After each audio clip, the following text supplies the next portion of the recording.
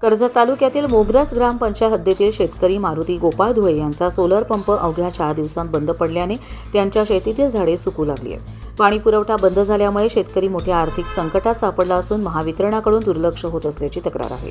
महावितरणाकडे वीज जोडणीसाठी अर्ज केल्यानंतर संबंधित विभागाने सौर कृषी पंप योजना अंतर्गत सोलर पंप बसवण्याचा सल्ला दिला होता।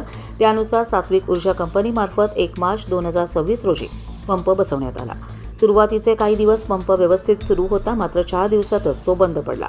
यानंतर धुळे यांनी संबंधित कंपनी आणि महावितरण कार्यालयात वारंवार पाठपुरावा केला, मात्र कुठलीही ठोस दखल घेतली जात नसल्याचं समोर आलंय।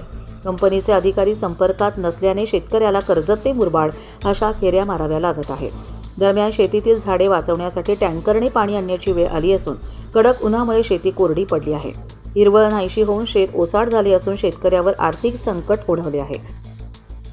रोजी आपला सोलर बसवण्यात आला, त्याच्यानंतर 2 दिवस पाणी चांगल्या प्रकारे उडवला।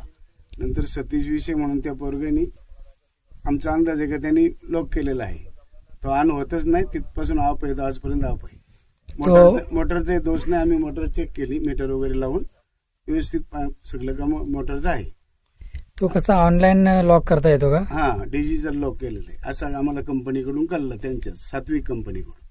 आम्ही फोन केलेला मॅनेजरला, त्या मॅनेजरने आम्हाला सांगितलं की त्यांनी जोनी बसवलं, त्यांनी तो लॉक केलेला आहे। किती दिवस झाले ते लॉक करून? जवळजवळ आज 4 तारखेपासून लॉक केले ते आजपर्यंत। या प्रकरणात संबंधित कंपनी व महावितरणाकडून तातडीने उपाययोजना करावी अशी मागणी शेतकऱ्यांकडून होत आहे।